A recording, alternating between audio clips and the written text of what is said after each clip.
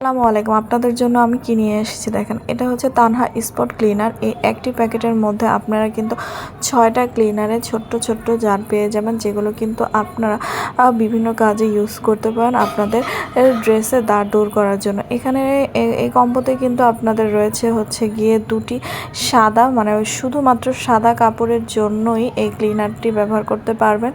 আর একটি রয়েছে আপনার স্পট ক্লিনার, যেগুলো হচ্ছে কি মোবিলের দাগ টাগ কাপড়ের চলে গেলে রঙিন কাপড়ের সেগুলোর জন্য। তারপর হচ্ছে গিয়ে আরেকটা পেয়ে যাবেন আপনারা,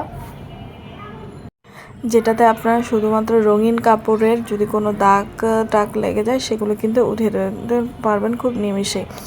এই স্পট ক্লিনারগুলো কিন্তু খুব সহজেই ইউজ করা, আর আমরা কিন্তু আপনাদেরকে ডেমো দেখিয়ে দিব যে কিভাবে এটা আপনারা ইউজ করবেন। তো দেখতেই পাচ্ছেন এই যে এই 6টি কিন্তু একটি প্যাকেজের মধ্যে পেয়ে যাবেন, আর এটা কিন্তু আমরা অফার মূল্যে দিচ্ছি। তো চলেন আমরা দেখে নিই এই 6টি আমাদের কিভাবে কাজ করতে হবে। তো আমরা এখানে দেখাতে চাচ্ছি যে সাদা কালারের ড্রেসে আমি কিন্তু কলম দিয়ে এটাকে ড্র করে নিচ্ছি। আমাকে দিবে না, তো সে ইচ্ছে মতো সুযোগ পেয়ে এই কালির কালারটা কিন্তু করে দিয়েছে। আমি কিন্তু এখানে সবুজ রঙের কলম দিয়েছি ইউজ করার জন্য। তো এই যে দেখাচ্ছে ও যে স্পট ক্লিনারটা প্রথমে আমরা এখানে 3-4 ফোঁটা আপনার যতটুকু পরিমাণ আপনি দিয়ে দিতে পারেন।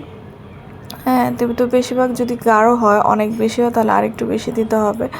আর আপনার যদি এটার পরিমাণটা একটু কম হয়, যে দাগের পরিমাণ, তখন অল্প 1-2টা ফোঁটা দিলেই হবে।